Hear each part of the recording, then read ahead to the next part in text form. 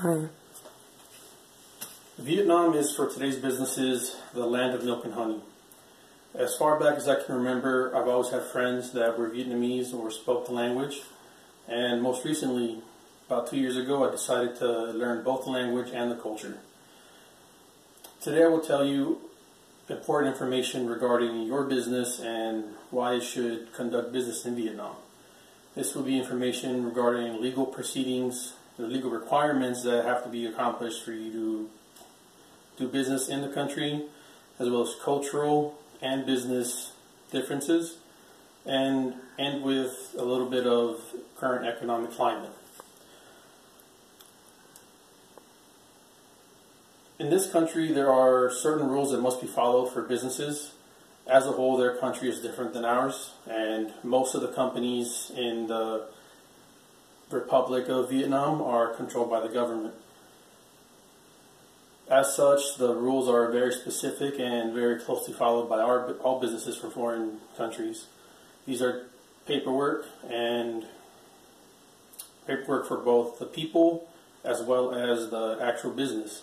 For the business, the paperwork that's required is some type of articles of incorporation, some type of auditing of the last 12 years of financial status, as well as the business plan for how they will conduct business in Vietnam. For the people involved with your company, they will require a passport, as well as specific instructions of what type of business they will be conducting for your business in the country. As far as the regulations regarding what business you may conduct, the country in Vietnam is actually very specific about what you can and can't do. Certain things that will hurt the physical aspects of the country, like the trees, the vegetation, American businesses can't go into that aspect of business, but manufacturing and labor type of businesses you can.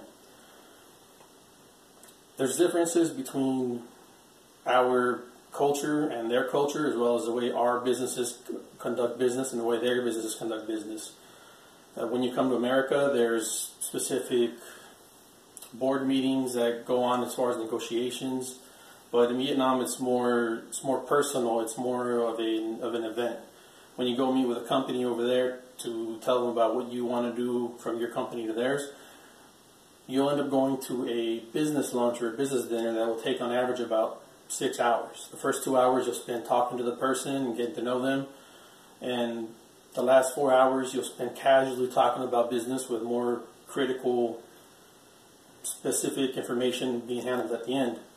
Now, the whole time they're very big alcohol consumers. They're actually one of the biggest countries that imports a specific alcohol called Johnny Walker.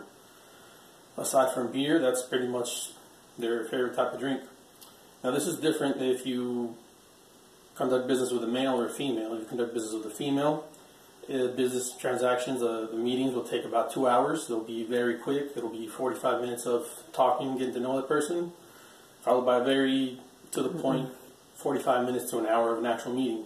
This has to do more with the gender roles in Vietnam, that the females, although they're allowed to work as much as males are, they still have to go home and take care of the families. So they're very cut and dry and to the point. As far as in the culture, you have to, if you're going to be conducting business in Vietnam, you have to accommodate the culture there. The McDonald's that serves a burger in Vietnam does not have a quarter pounder. They actually have what they call a 250 milligram burger. The Pizza Hut there actually sells a pizza with shrimp instead of pepperoni or other toppings.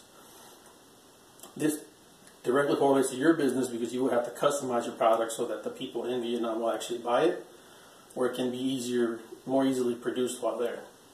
As far as current economic climate, the businesses from other countries have been largely growing. Most construction contracts are handed over to Asian peninsula countries like China or Vietnam, but other companies like manufacturing sector companies have most of the manufacturing that is done there are actually from America or other Western countries. This has to do a lot with after the post-Vietnamese War, the North Koreans, when they eventually took over, they needed a lot of influx of cash to be able to run their government, and who better to help you run your government and invest in your company than people with successful economies.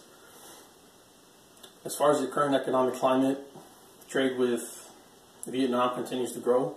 We buy a lot more of their products than they're buying from us, and it's getting to the point where the Vietnamese government has actually stepped in to control that. Every year they have a business summit that's G20 or G30 level businesses that come into play. Companies like Coca-Cola and Walmart are sponsoring that. And various news agencies, world-renowned news agencies, actually go to document the events. These are people like, or companies like CNN or BBC America, or actually even just the regular BBC. Most notably, though, in the recent month, actually in November, in this month, the most recent business summit that they had, it involved people like the U.S. President, Donald Trump. He's actually trying to negotiate that they level off the business transactions as far as us paying them more money than them paying us money for our products. He's encouraging them to buy more military equipment from us. That includes things as low as bullets and tanks, as far as high up as missiles and rockets and things like that. To me, that sounds like a lot of good reasons to go ahead and run a business in Vietnam. And today I've actually gone ahead and told you both legal requirements, cultural specifics, as well as current economic climates in Vietnam. As far as I'm concerned, this would be a time for a company that I ran to go ahead and get its own piece of the pie. Thank you.